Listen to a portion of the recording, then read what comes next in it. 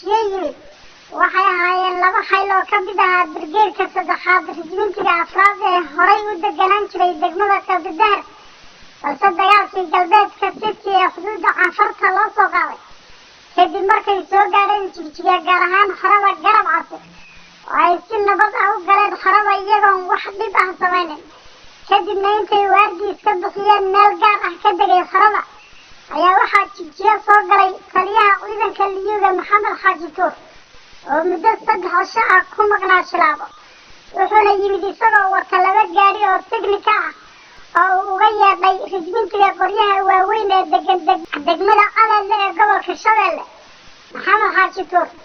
markuu soo galay xarada Serbiya ee taliska ciidanka Liyu booliska ayuu yidhi aad ciidankii soo goostay ee yimid Garab Case ee galoodsana kadib wuu aaday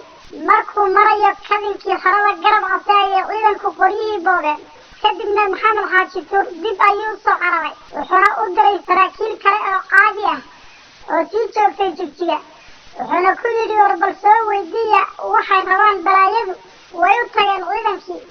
waxayna ku yidhaahdeen ciidankii kuwa u diray annagu waxaan la hadlaynaa oo keliya in cagjar ee noo keena waxay ugu jawaabeen haye ee aabba hubka dhiga ilaan madaxweynuhu idinkoo sidan u hubaysan idinma iman kareen ciidanku way aamineen oo waxay isdhaheen waa run oo madaxweynuhu idinkoo hubaysan idinma iman kare hubka iska dhiga hubkii bayna sidii ku dhigeen waxaana laga soo ururiyey dhammaan qoryihii oo loo dhiibay nin la yidhaahdo Nuur Toori oo haysta xarada Garab Case oo xukuma ciidan loo bixiyey commandos oo ah korsadii 11aad ee hadda ka soo baxday Birqod Nuur Toori waa reer Isaaq waana shaarkaha ciidanka commandoska ee Liyu booliska lagu magacaabo intaasi markay dhacday kadib waxaa laga diray Serbiya labadii gaadhi ee tiknikada ahaa ee uu watay in Xaaji Tuur iyo kuwii sii joogay magaalada Jigjiga kadibna waxaa dhacay in la hareereeyo ciidankii gadoodsanaa ee sugayay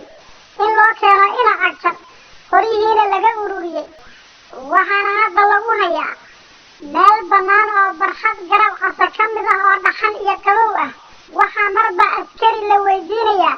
waryaa sidan sameeye idin yidhi oo ka dambeeyey gadoodkiina moobilkaaga keen iyo qolamaa tahay hubkii iyo tiknikadii difaaci lahayd shacabka deegaanka ee ay ciidanka deegaanku lahaayeen ayaa caawa ciidankii deegaanka u dhimanayay la iskaga ilaalinayaa sida cadowgii oo kale cajab waa arrin la yaab leh waxaa xusid mudan iyaduna inay ciidankani 97% ka soo jeedaan beesha reer Cabdille